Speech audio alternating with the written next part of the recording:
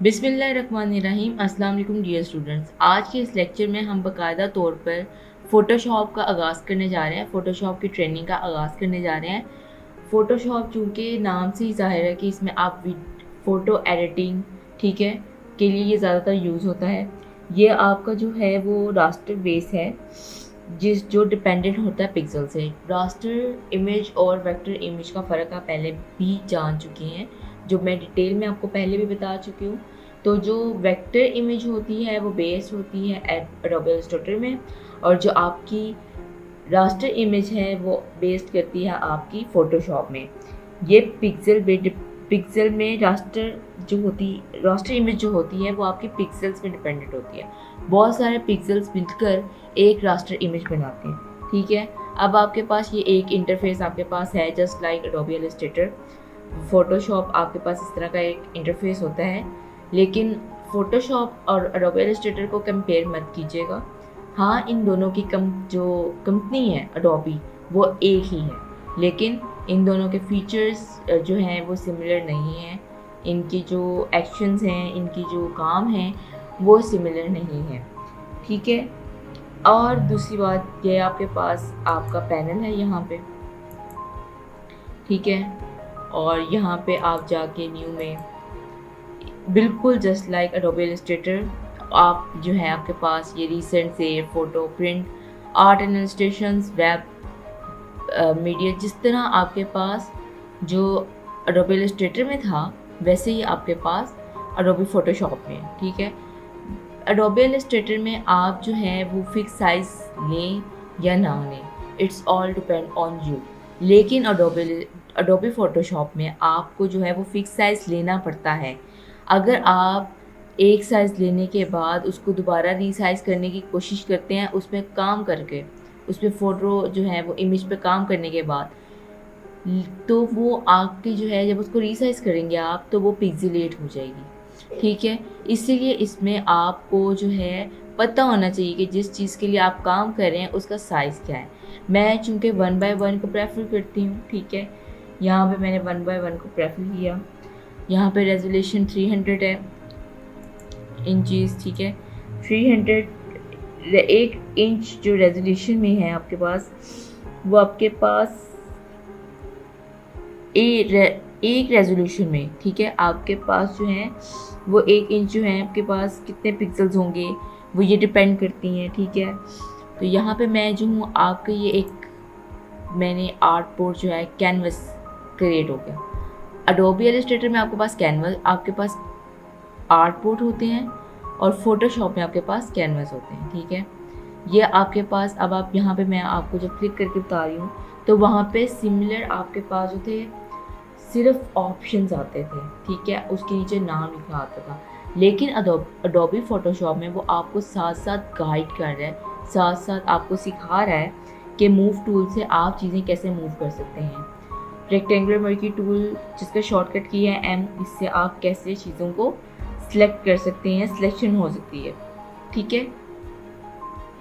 इसी तरह ये आपके पास ऊपर एक जो पैनल है, प्रॉपर्टीज़ पैनल है, ये आपके पास लेयर पैनल है, ठीक है। ये चैनल्स है, लेयर्स हैं, डिफरेंट चीज़ें हैं आपके पास, ठीक है। अब मिसाल के तौर पे यहाँ पे ये सब चीज़ें जो हैं वो आपके पास गायब हो जाती हैं, ठीक है।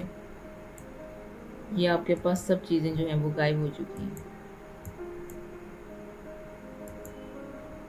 तो आप क्या करेंगे, आप विंडोज़ में जाएंगे, वर्क स्पेस में जाएंगे, और यहाँ पे रीसेट इसेंशियल्स फिर जब आप क्लिक करेंगे तो आपके पास दोबारा आपके जितने भी टूल्स पैनल थे, जितने भी आपके पास पैनल थे, वो आपके पास दोबारा आ जाएंगे। ये हमारे पास लेयर्स पैनल है एडोबी फ़ोटोशॉप में, हमारे पास ये लेयर पैनल है, ठीक है।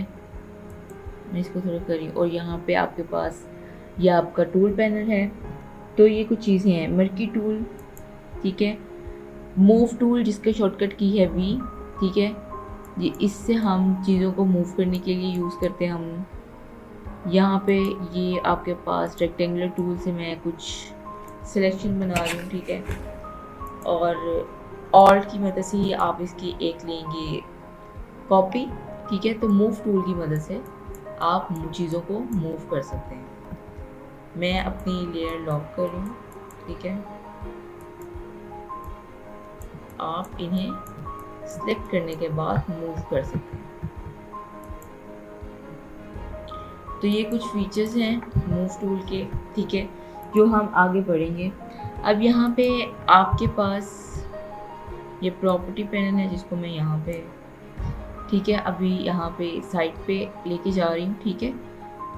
इसके अलावा जो है आपके पास यहाँ पे ये दो चीज़ें हैं। जिस तरह एडोबी इलस्ट्रेटर में हमारे पास फिल और स्टॉक था, इस तरह यहाँ पे हमारे पास फोरग्राउंड कलर और बैकग्राउंड कलर मौजूद है, ठीक है। अब ये हमारे पास मौजूद हैं। यहाँ पे हमारे पास मर्की टूल है जिसका मतलब है M, ये हमारे पास सिलेक्शन है, ठीक है। अब इस सिलेक्शन का मतलब ये है कि इस कैनवस पे मेरे पास सिर्फ इतना पोर्शन एक्टिव है, ठीक है। अब मैं कोई कलर करूँगी यहाँ पे, ये आपके पास पेंट ब्रश है, ठीक है। मैं इसको जो P के साथ आपके पास कर्ली ब्रैकेट्स होती हैं उनसे आप रिसाइज कर सकते हैं, जस्ट लाइक जिस तरह आप एडोबी इलस्ट्रेटर में करते थे वैसे ही आप एडोबी फोटोशॉप में कर सकते हैं। तो आपने देखा कि जो सिलेक्टेड आपका एरिया था, जो आपने सिलेक्शन मर्की टूल से सिलेक्ट किया हुआ था, सिर्फ उसी में ही वो कलर हुए, उसके अलावा कहीं बाहर कैनवस पे कलर्स नहीं हुए। तो इसका मतलब ये है कि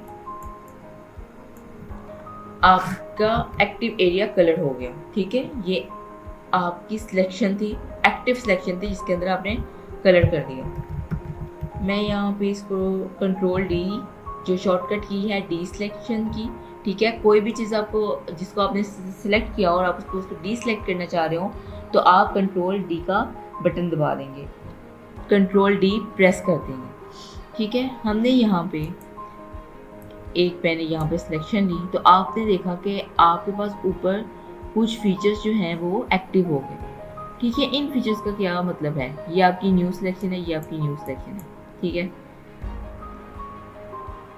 ये आपकी ऐड टू सिलेक्शन है, ठीक है। ये आपने एक सिलेक्शन बनाई, ठीक है। अब आपकी सिलेक्शंस ऐड हो रही हैं, ठीक है। एक सिलेक्शन बनाई, उसके बाद डिफरेंट सिलेक्शंस आपके पास उन्हीं सिलेक्शन में ऐड करना चाहते हैं तो वो उसमें ऐड हो जाएंगी। अब आपके पास जो तीसरा ऑप्शन है वो है सब्ट्रैक्ट फ्रॉम सिलेक्शन, ठीक है। आप सब्ट्रैक्ट कर सकते हैं जिस तरह चाहें, अपनी सिलेक्शन को जिस तरह हद तक सब्ट्रैक्ट करना चाहते हैं तो आप सब्ट्रैक्ट कर सकते हैं। यहाँ पे मैंने कंट्रोल D किया और फिर यहाँ पे एक सिलेक्शन बनाकर यहाँ पे अब मेरे पास एक ऑप्शन है इंटरसेक्ट विद ऑल, ठीक है। मैं यहाँ पे ऐड सिलेक्शन की मदद से एक और सिलेक्शन बनाऊंगी, ठीक है। और फिर उसमें इंटरसेक्ट जो सिलेक्शन है वो यूज़ करूँगी। इंटरसेक्ट का मतलब ही यही है कि वो उन दो सिलेक्शन की जो चीज़ जो पार्ट कॉमन था उसकी उसने सिलेक्शन ले ली और बाकी सबको सब्ट्रैक्ट कर दिया, ठीक है। इसी तरह इनके शॉर्टकट की हैं कि आप जो हैं कंट्रोल D करें, यहाँ पे आप सिलेक्ट करें, ठीक है। तो आप शिफ्ट के साथ इसमें ऐड कर सकते हैं, ठीक है। इसी तरह ऑल्ट के साथ इसमें आप सब्ट्रैक्ट कर सकते हैं। तो ये कुछ शॉर्टकट की हैं जिनको आप यूज़ करके, ठीक है, चीज़ें बना सकते हैं। शिफ्ट के साथ आप ऐड करेंगे, ठीक है। ये मैंने शिफ्ट के साथ दो सिलेक्शन बनाई। अब मैं कंट्रोल और ऑल्ट दोनों को ऑल्ट प्लस कंट्रोल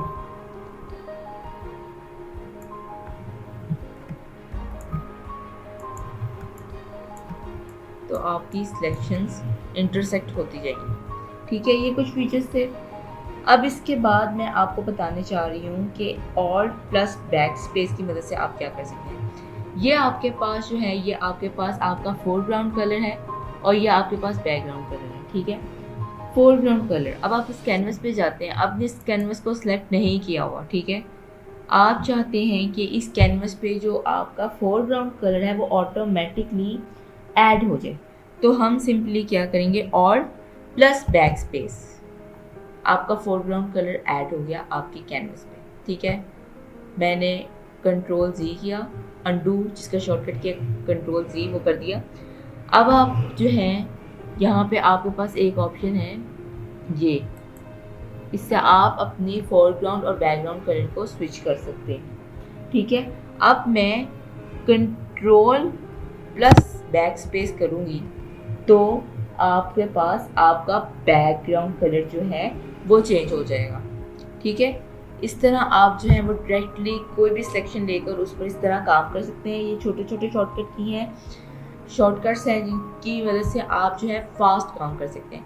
लेकिन अगर आप फास्ट काम नहीं भी कर रहे तो प्रेफर कीजिएगा कि आप हमेशा एक क्वालिटी वर्क करें। स्टार्ट में जो है वो आपकी स्पीड स्लो होगी, बट इट डजेंट मीन कि आप जो है वो अच्छा काम नहीं कर सकते।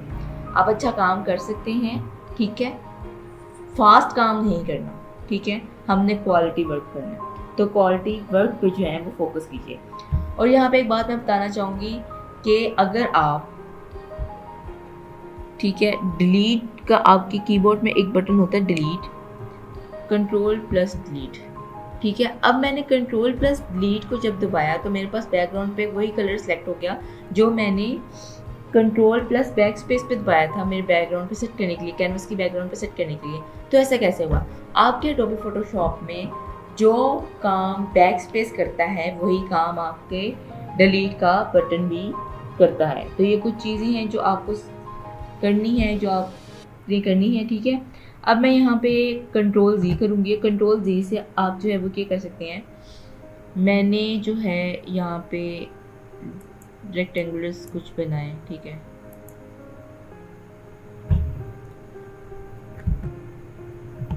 ठीक है, और प्लस बैक स्पेस से इसके फॉरग्राउंड कलर्स मैंने कर दिए। ठीक है, ये आपके पास कुछ रेक्टेंगुलर्स इन डिफरेंट शेप्स मैंने बना लिए। ठीक है, अब आप चाहते हैं कि आप ज़ीरो से स्टार्ट करें। ठीक है, आप कंट्रोल जी करेंगे तो आपको 3 मरतबा कंट्रोल जी करना पड़ेगा, लेकिन आप कंट्रोल और प्लस जी करते हैं तो ये आपके पास वही सिलेक्शन दोबारा जो है वो सिलेक्ट हो जाएगी जिस पे आपने छोड़ा होगा। ठीक है, तो ये कुछ चीज़ें हैं जो आप करते जाएंगे। ठीक है, तो वो आपके साथ वो आप करते जाएंगे। ठीक है, और यहाँ पे जो है एडिट में आप जाएंगे, यहाँ पे आपके पास अंडू, ठीक है, ये इससे आप रीडू भी कर सकते हैं।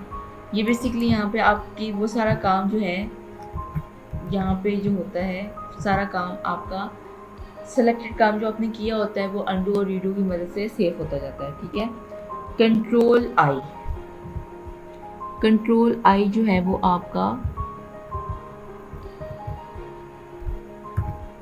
इन्वर्ट है जो हम बाद में पढ़ेंगे। ठीक है, यहाँ पे मैं इसको डिलीट कर रही हूँ। यहाँ पे हमारा एक लेयर पैनल था,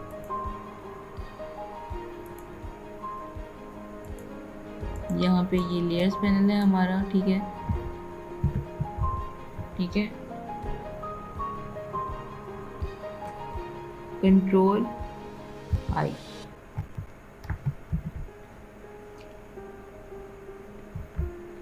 अब यहाँ पे आपके पास एक वैल्यू दी हुई है 66.7%। ठीक है, अब इस पे कोई भी इमेज जो आपके 100% पे आपको जूम इन करने में पिक्सेलेट नहीं लगेगी वही आपकी जो है आपका काम वही होगा। ठीक है, यह हम आहिस्ता आहिस्ता डिफरेंट इमेजेस में जो है काम करेंगे। यहाँ पे मैं एक चीज़ बताना चाहूँगी, यहाँ पे मैंने एक सिलेक्शन बनाई। ठीक है, और राइट क्लिक किया तो मेरे पास ये डिफरेंट ऑप्शन सेलेक्ट हो गए। डी सेलेक्ट करेंगे तो ये आपका डी सेलेक्ट हो जाएगा। मैंने फिर बनाई। ठीक है, सेलेक्ट इन्वर्स करेंगे तो आपके पास